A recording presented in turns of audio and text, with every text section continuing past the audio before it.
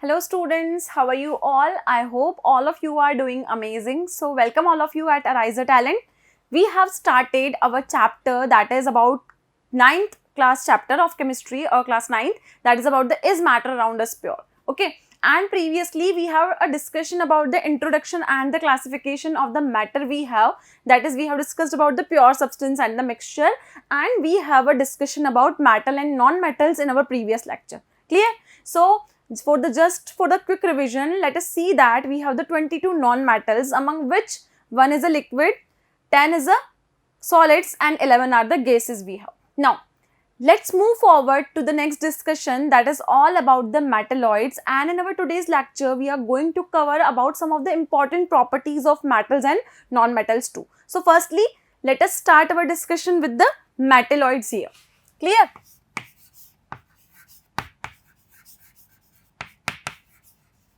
Now, what actually are the metalloids? Metalloids are actually those substances, or we can say metalloids are those elements which have the properties somewhat between metal and non-metal. So, sometimes we may also call it as a semi-metals. Sometimes we called it as a semi-metal. Clear? Now, in the category of the metalloids, sometimes they will show the nature conduction property like the metal, but on the other hand, some are those which are poor conductors. Some are brittle in nature and some are sonorous in nature. So, somewhat they will show the property of the metal and sometimes they will show the property of the non-metals, and these are characterized as a metalloids here. So, in our periodic table, there are few elements which are actually behaving as a metalloids. So, what are these elements? But before that, just write the definition here, that metalloids are those elements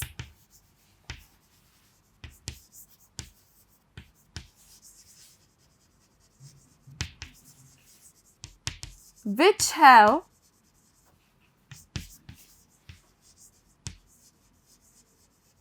properties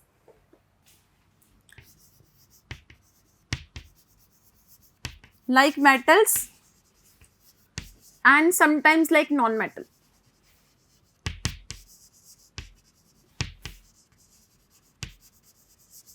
So, they have few characteristics which are like metals and some characteristics which are like non-metals, and we have few examples in this category. And what are these examples? The examples are boron, which will be denoted by B. Second one is silicon, that will be denoted by Si. Third is germanium. Germanium will be denoted by Ge. Next one is arsenic. It will be denoted by As. Next metalloid is antimony. It will be denoted by Sb. Remember the symbol here is not An but it is Sb. After antimony we have tellurium. It will be denoted by Te, and the next one will be the polonium. It will be denoted by Po.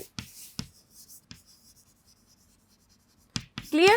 So, these are the some of the metalloids you have, because sometimes they will behave as a metal and sometimes they are going to behave like the non-metal too. Now, after metal, non-metal and metalloids, we are going to deal with the few important characteristics, or you can say the properties regarding metal and non-metal, and these properties are actually very important from your exam point of view. So, let's begin with the different properties or characteristics of the metal and non-metal. So, our next topic will be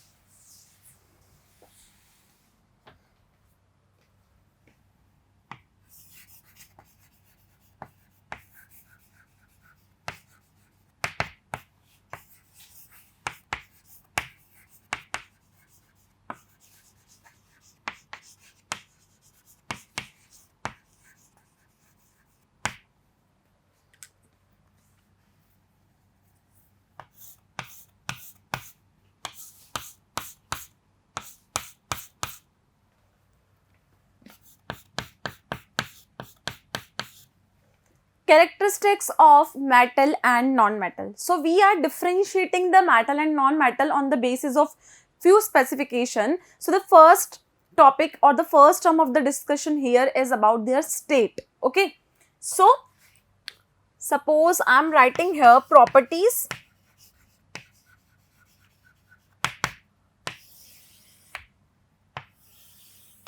Here I am writing metals, and suppose here we are writing about the non-metals. Clear? And let us suppose it is a serial number here.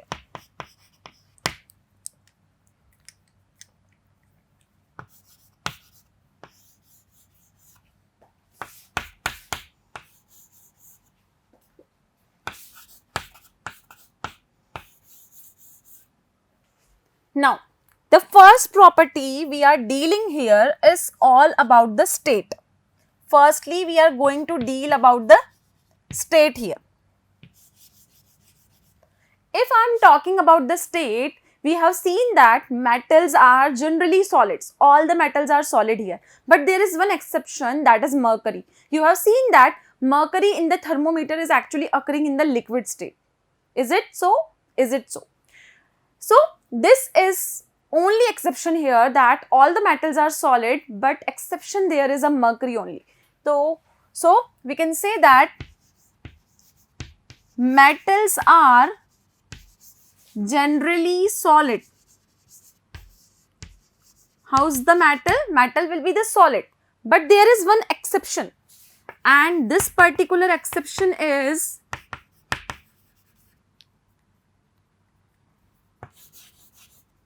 mercury here, which is in liquid state.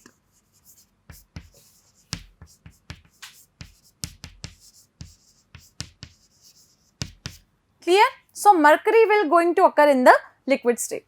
Now, what about the non-metals? Non-metals are actually the liquids or gases, but there is only one exception here, that the bromine, which is a metal, which is actually a non-metal occurring in the liquid state, but generally the non-metals you have are in gaseous state only. Clear? So,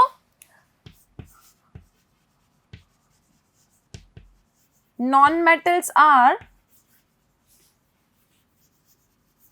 generally liquids or gases, and you have one non-metal which is liquid, that is only bromine here. Clear? So, this is the point of discussion we have discussed earlier. Now, after the state of a substance, the second property we are going to analyze here is all about the conductivity. Okay, conductivity means which among them is a good conductor of heat and electricity and which is not able to conduct electricity. So, after the state, the second feature is about conductivity.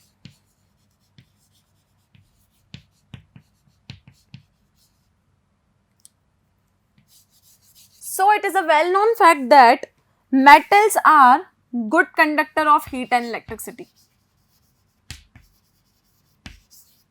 Metals are good conductor of heat and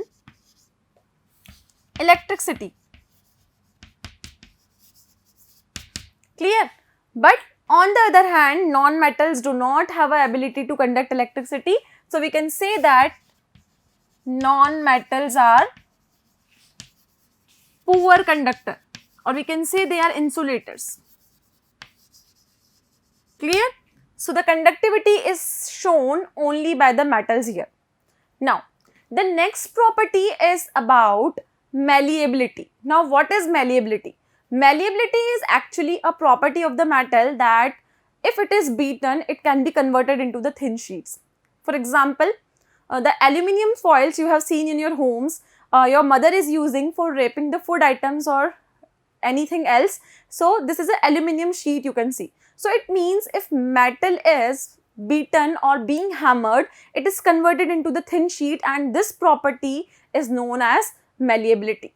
Clear? So, the third point of discussion will be malleability.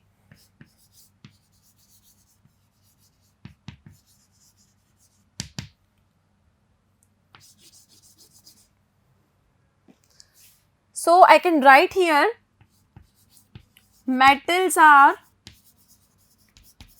malleable. Malleable means can be converted into thin sheets.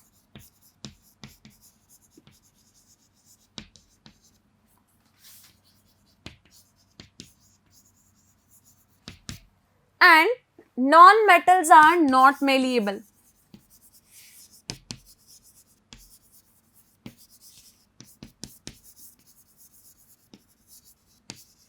If I am going to beat the non-metals, they are either broken or they can be converted into the powdered form.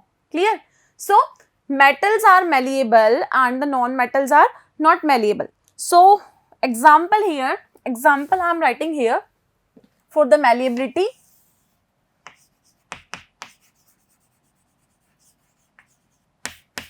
Example here is aluminium foil.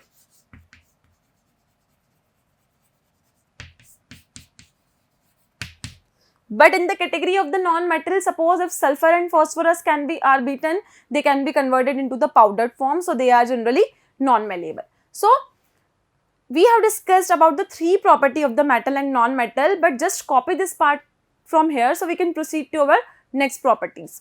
So, just copy this from here.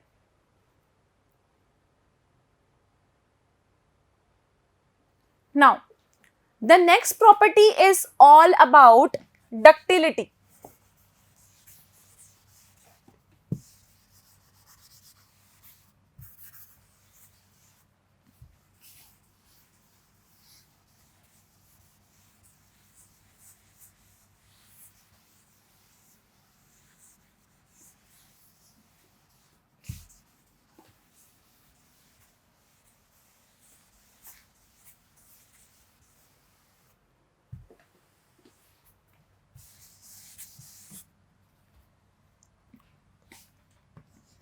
So, the fourth property is about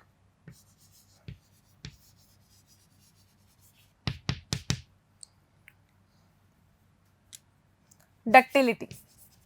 Now, what is ductility? Ductility is the property of the metal that when the metal is being hammered, it can be also converted into the thin wires. So, you have seen that the electrical wiring we are using in our homes or at any other places are actually the copper wires we are using. It means metal is only the substance which is having a property to be converted into the wire form. So, I can say that metals are ductile, on the other hand non-metals are non-ductile. Clear? So, metals are ductile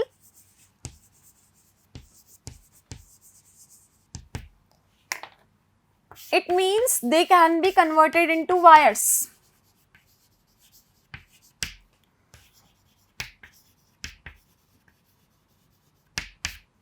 And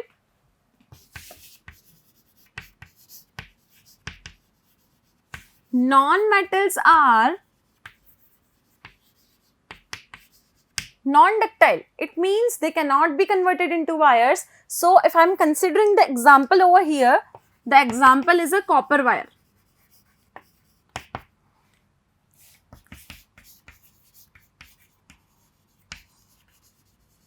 But if you are talking about non-metals, you can say that in case of the non-metals, if you are going to hammer the non-metals, they are going to be converted into the powdered form here. Clear? So, the fourth property we have is all about ductility. Now, moving to the next property is all about hardness. Clear? So, the fifth property is hardness here.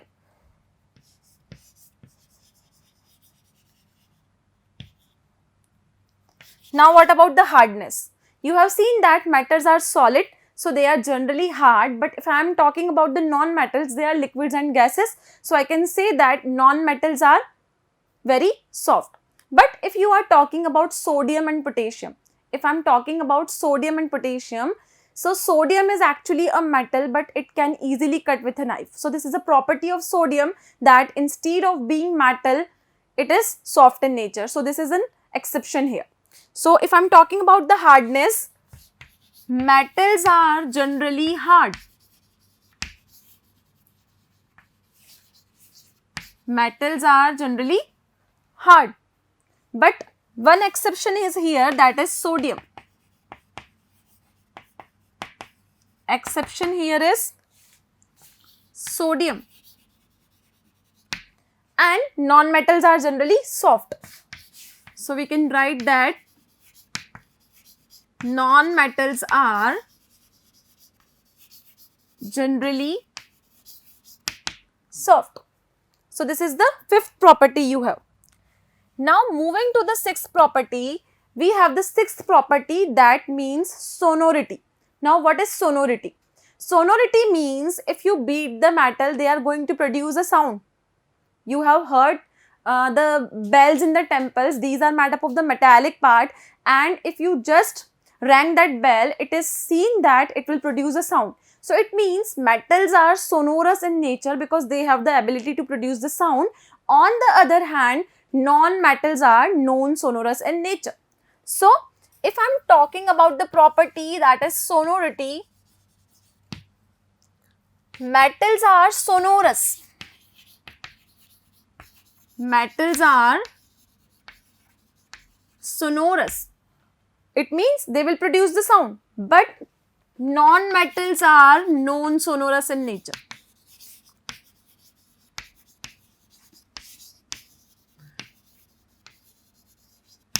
Clear? So this is the sixth property you have. Now just copy this property from here so we can move forward to the next more properties.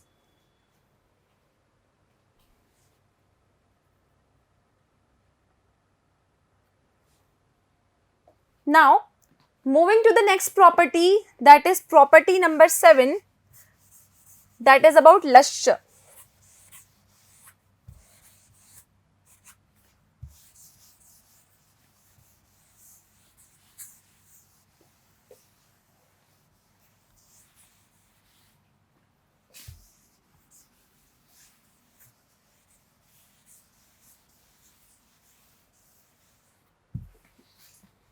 So the seventh property is all about luster.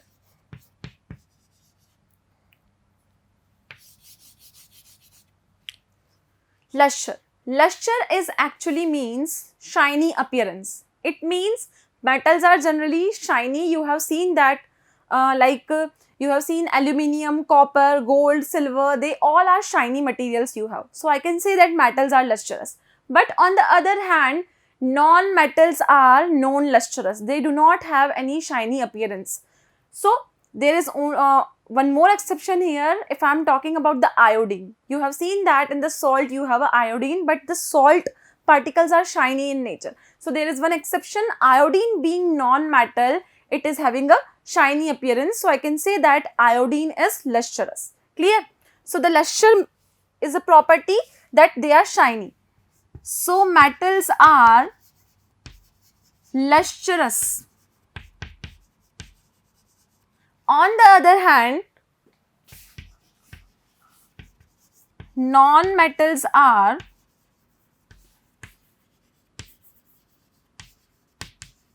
non-lustrous. Example in the category of the luster we have gold, silver, and in case of the non-metal you have one exception here, that is iodine. What is the exception here? Iodine. Iodine being non-metal, but it is in lustrous form. It means it will show you a shiny appearance. This is about the seventh property you have. Now moving to the next property, it is all about melting and boiling point. So the eighth property will be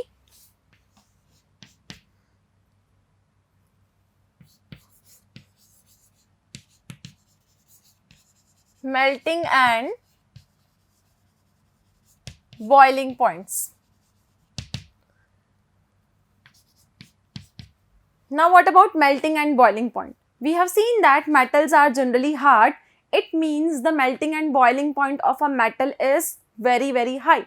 But you have few metals like sodium, potassium and many more metals which have the low melting point. So instead of being metal, they are having a low and very low melting point. So if I am talking about the melting point of the metal, Iron is having a very high melting point, that is approximately equal to 1315 degrees Celsius.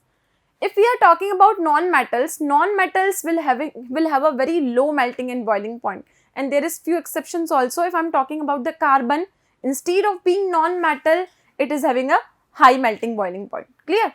So, metals have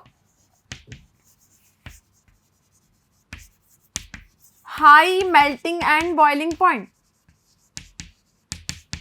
For example, I am taking iron here. Melting point of iron is 1353 degrees Celsius approximately. Clear? And few exceptions are there, that is all about the sodium and potassium. So, exceptions are sodium and potassium. They do not have a high melting point.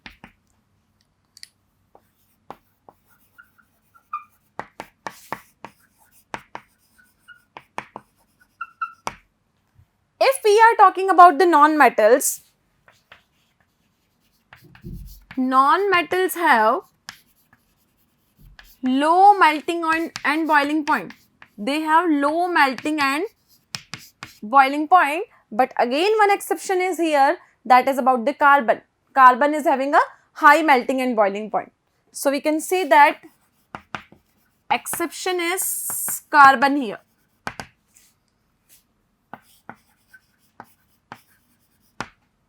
Clear? So it is all about melting boiling point. Now the last property that is going to distinguish between metal and non-metal is all about density. So the next property will be density here.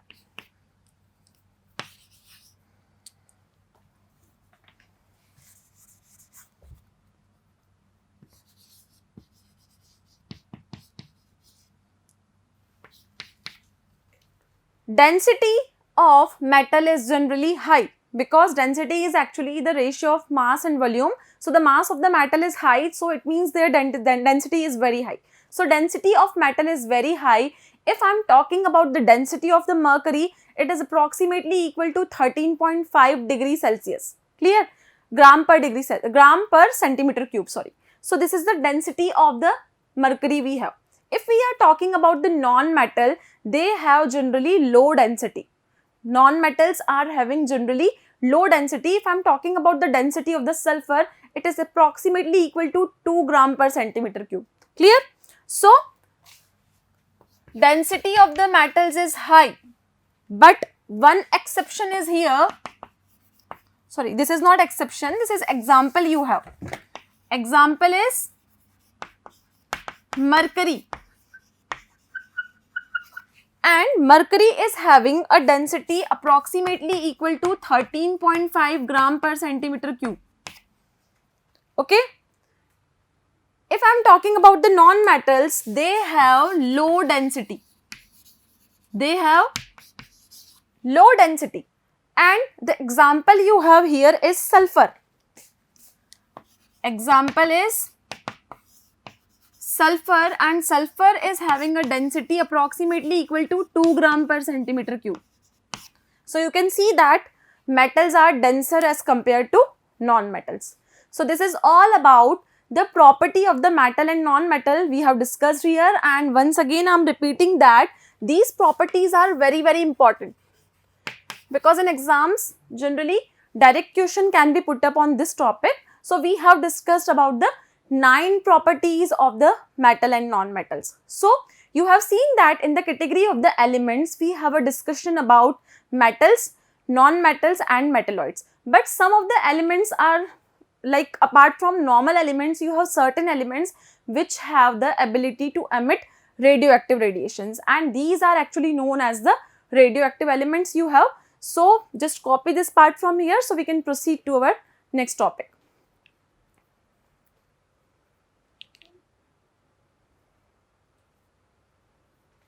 So now we are left with only one part in the elements, that is about the radioactive elements.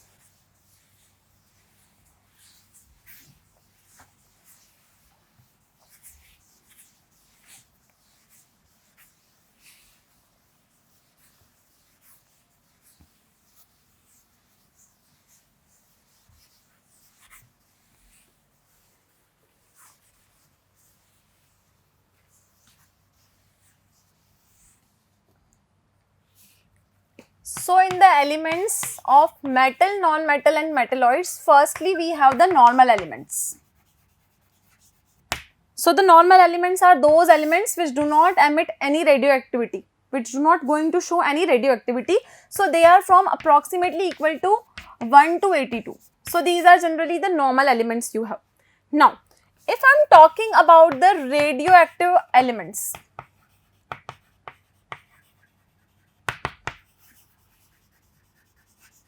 so radioactive elements are not normal elements. These are the elements which is going to emit the radioactive radiations. Okay.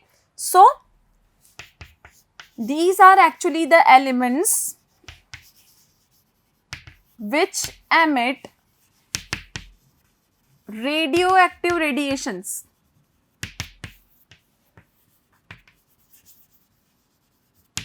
So the radioactive radiations will be emitted by the radioactive elements, and from 92 to 114, 116 and higher elements are your radioactive elements. Clear? So from 92 to 114 and other higher elements are your radioactive elements, because they are going to emit the harmful radioactive radiations. So we have discussed about metals, we have discussed about non-metals and metalloids also. So this lecture is over here. We will start with compounds in our next session. Thank you so much and have a wonderful day.